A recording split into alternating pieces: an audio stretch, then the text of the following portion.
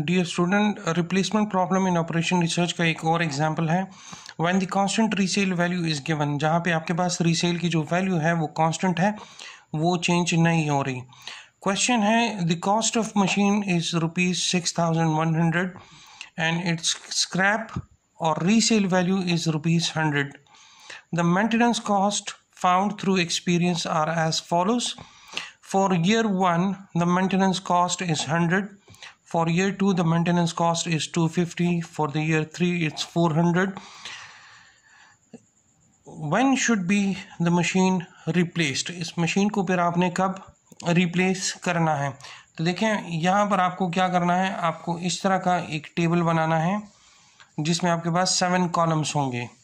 ठीक है जी, इस कॉलम को मैंने नंबर्स दिए हैं, कॉलम 1 2 3 4 5 6 एंड 7। कॉलम 1 जो है वो आपके पास ईयर ऑफ सर्विसेज हैं कि टोटल कितने ईयर्स का है। तो ये आपको ऊपर क्वेश्चन की टेबल से ही पता चल जाता है कि देखिए यहाँ पर ईयर्स आपके पास टोटल कितने हैं, 8। तो आपको यहाँ 8 रोज बनानी पड़ेंगी। ठीक है जी। जो सेकंड कॉलम है that is the resale value, question में गिवन है कि वो ₹100 है।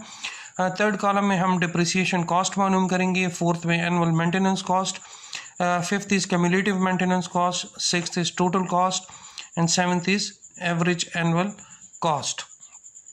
तो देखें resale value that is 100 for all the 8 years.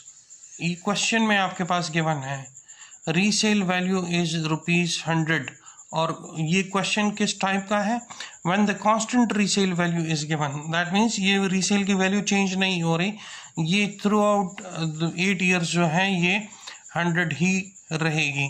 तो ये जो कॉलम नंबर 2 है इसमें आपके पास वैल्यू क्या आएगा, इसमें आपके पास वैल्यूज जो हैं वो 100 ही आएंगे। तो ये पूरा कॉलम आपके पास 100 का बन जाएगा। ठीक है जी। जो थर्ड वन है दैट इज डिप्रिसिएशन कॉस्ट, जो आप कैलकुलेट करेंगे purchase price minus resale value. Purchase price आपके पास 6,100 है और ये आपके पास 100 है रीसेल वैल्यू।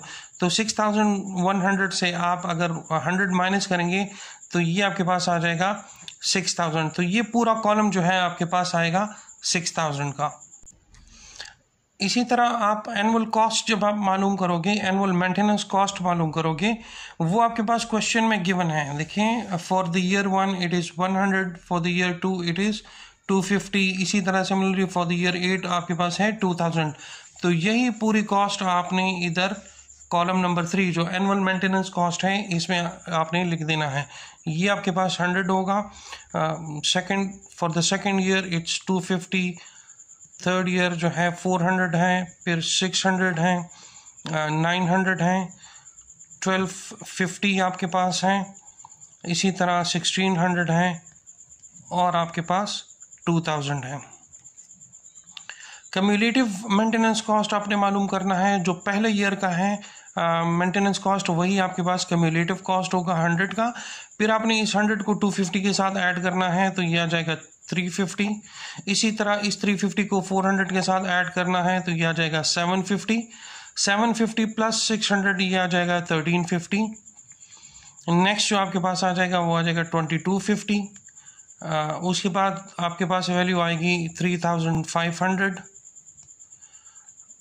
और ये आ जाएगा 5100 और ये आ जाएगा 7100। फिर आपने टोटल कॉस्ट मालूम करना है, that is column 3 plus column 5। तो depreciation cost plus cumulative that means 6000 plus 100, तो ये आपके पास आ जाएगा 6100। ठीक है। इसी तरह ये 6000 प्लस 350 तो ये आ जाएगा 6350। 6000 प्लस 750 तो 6750। इसी तरह अगला आ जाएगा 7350, 8250, 9500, 11100 और 13100। ठीक है। उसके बाद आपने क्या मालूम करना है, आपने एवरेज एनुअल कॉस्ट मालूम करना है, that means column 6 divided by column 1। इस वैल्यू को आपने डिवाइड करना है इस वैल्यू पे। तो 6100 डिवाइडेड बाय 1 तो ये आ जाएगा 6100। 6350 डिवाइडेड बाय 2, तो ये आ जाएगा 3175। इसी तरह इस वैल्यू को आपने 3 पे डिवाइड करना है, तो ये आ जाएगा 2250। अगला वैल्यू आपके पास होगा 1837, फिर आपके पास होगा 1650, ये आपके पास आ जाएगा 1583, नेक्स्ट इज 1585 और ये आ जाएगा 1637।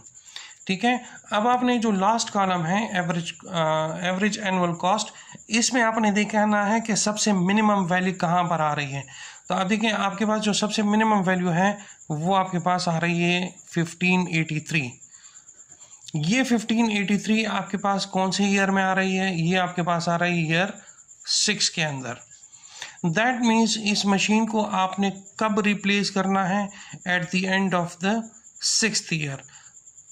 जब 6 साल कंप्लीट हो जाएंगे तब आपने इस मशीन को रिप्लेस करना है, तो इससे आपको फ़ायदा होगा, नुकसान नहीं होगा। अगर आप 6 साल से पहले या 6 साल के बाद इस मशीन को रिप्लेस करेंगे तो आपको नुकसान होगा। आई होप कि आपको रिप्लेसमेंट प्रॉब्लम का जहाँ पे रीसेल वैल्यू वो कांस्टेंट हो, आपको उसकी एग्जांपल की समझ आ गई होगी। See you in other video. Thank you.